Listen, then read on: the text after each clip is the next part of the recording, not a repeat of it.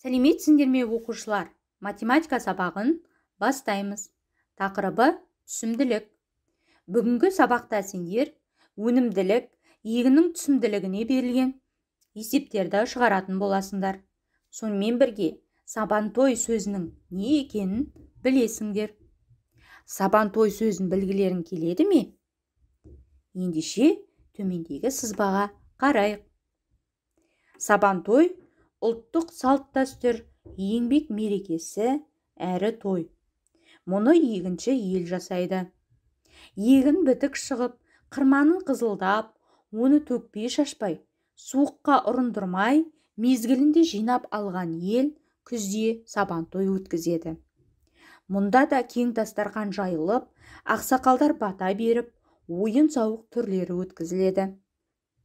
Оқушылар, сабантой мерекесі қашан өткізілетінін білген болсаң, сабағымызды жалғастырамыз.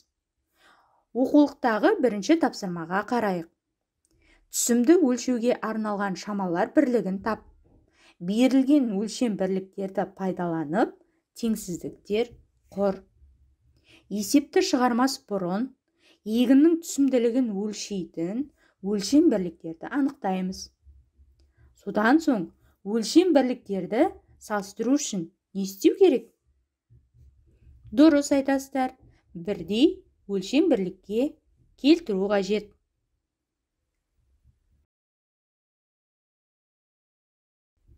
Есептің дұрыс жауабын тексерейік. Түсімді өлшеуге арналған шамалар бірлігі килограмм өлшем бірлікке келтіреміз. 8 тоннада 8000 килограмм болады. Яғни 8 тонна артық 6100 килограммнан. 5000 центнер 500 килограммда 1000 килограмм болады. 8 тонна артық 5000 центнер 500 килограммнан. 5000 центнер 500 килограмм кем 6100 килограммнан. Жарайсыздар оқушылар. Тапсырма дұрыс орындалды. Келесі екінші тапсырмаға назар аударайық. Өткен сабақта сендер егіннің түсімділігі, ауданы, массасын анықтауды үйрендіңдер.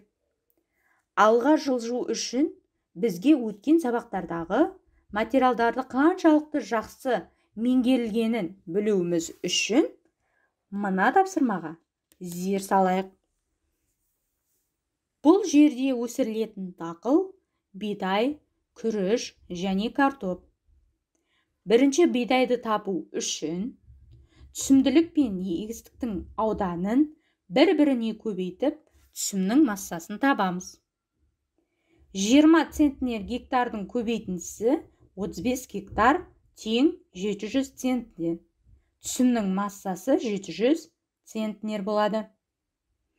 Күрішті табу үшін түсімнің массасына түсімділікті бөлеміз. Сол кезде егістіктің ауданы шығады. 810 центнердің бөліндісі 18 центнер гектар тең 45 гектарға. Егістіктің ауданы бұл жерде 45 гектар болады. Келесі картоптың табу үшін түсімнің массасын егістіктің ауданына бөлеміз. Сол кезде түсімділік шығады. 1000 центнердің бөліндісі 100 гектар тең 10 центнер гектарға. Бұл жерде картоптың түсімділігі 10 центнер гектар екен. Өте жақсы, өткен тақырыпты жақсы меңгергендеріңді байқаттыңдар. Ендеше үшінші тапсырмаға көшейік. Мен сіздерге есептің мәтінін оқып берейін. Мұқият тыңдап отырамыз. Бір фермердің егін алқабындағы бидайдың түсімділігі 14 центнер гектар. Ал екіншісінде 19 центнер гектар. Егер олардың әрқайсысы бірдей 5320 центнерден бидай түсімін алған болса, онда екі фермерге ауданы қандай жер бөлінген? Кәне ойланайық.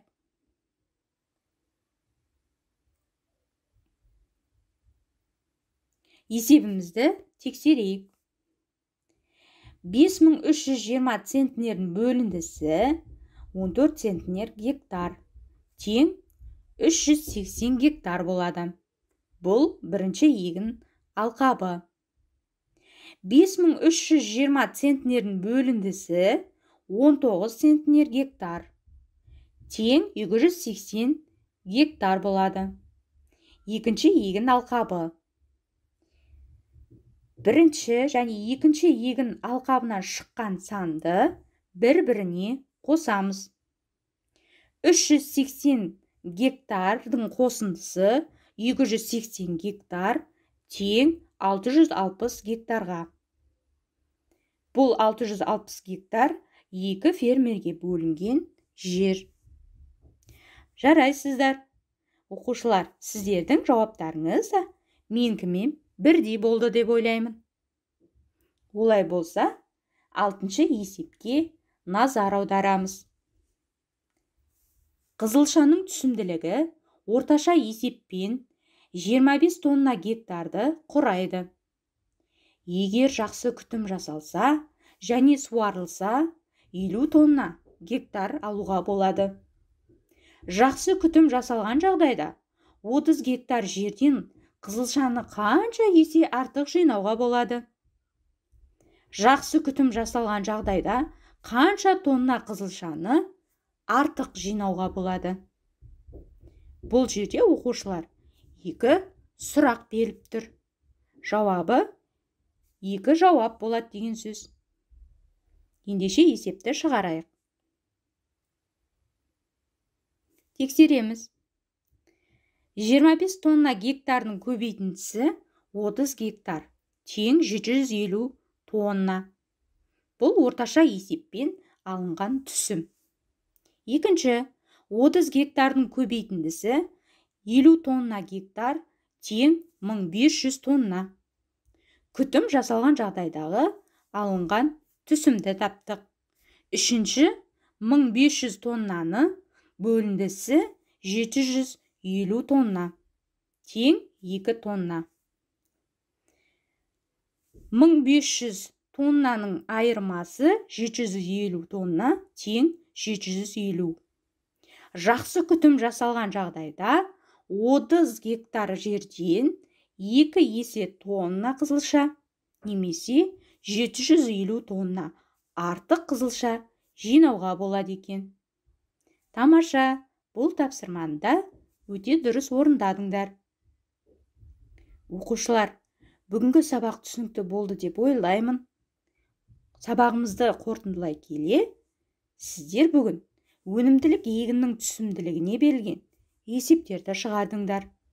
Сабантой сөзінің не екенін білдіңдер. Олай болса, үйге мынадай тапсырма беріледі. Оқулықтың 14-ші бетіндегі номері 11-ші есеп. Осымен балалар, сабағымыз аяқталды. Сабаққа белсенді қатысқандарың үшін рахмет айтамын. Сау болыңыздар.